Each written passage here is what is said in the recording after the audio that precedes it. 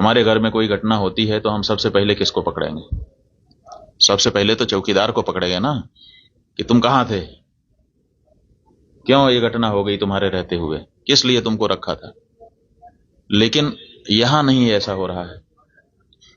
यहां जो है कहते तो हैं कि हम चौकीदार हैं, लेकिन चौकीदारी अगर की गई होती, हाँ चौकीदार अगर अपने काम में पक्का होता है तो उसके ऊपर आक्रमण करके उसको कोई मार दे, लेकिन फिर कहा जाता है कि इस चौकीदार ने अपना निभाया।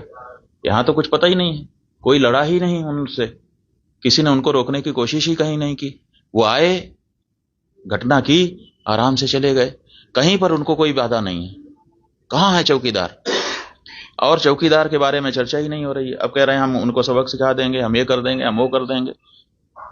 पाकिस्तान की धरती से आए थे। अरे भाई, पाकिस्तान की धरती से आए थे, इतनी जल्दी कैसे पता चल गया आपको? और अगर इतनी जल्दी आपको पता चल जाता है तो घटना के पहले क्यों नहीं पता चल गया?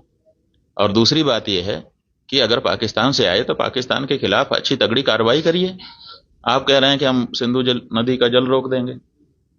आपके पास जल को रोकने या उसको डाइवर्ट करके अपने ही यहाँ, अपने ही देश में रख लेने का कोई उपाय ही नहीं है। हमने विशेषज्ञों से पूछा कि अगर हम सिंधु नदी का जल पाकिस्तान में जाने से रोकना चाहते हैं तो हमारे पास क्या व्यवस्था है। उन्होंने कहा हमारे पास कोई व्यवस्था नहीं है। अगर हम आज से शुरू करें कि ऐसी व्यवस्था हम बना लें तो पैसा कितना लगेगा वो तो अभी पूछिए ही मत। अगर पैसा पर्याप्त दे दिया जाए, पैसे के कारण एक दिन भी काम ना रुके, तब भी 20 साल लगेगा, तब हम सिंधु नदी का जल रोक पाएंगे। तो ऐसी परिस्थिति में हम ये कह दे रहे हैं कि हम सिंधु नदी का जल रोक लेंगे। और टेलीविजन के एंकर हमने सुना, वो कह रहे थे बूंद बूंद के लिए तरसेगा पाकिस्तान, एक गिलास शुद्ध पानी नहीं मिल पाएगा, खेती नष्ट हो जाएगी, बिजली नष्ट हो जाएगी, ये हो जाएगा, वो हो जाएगा।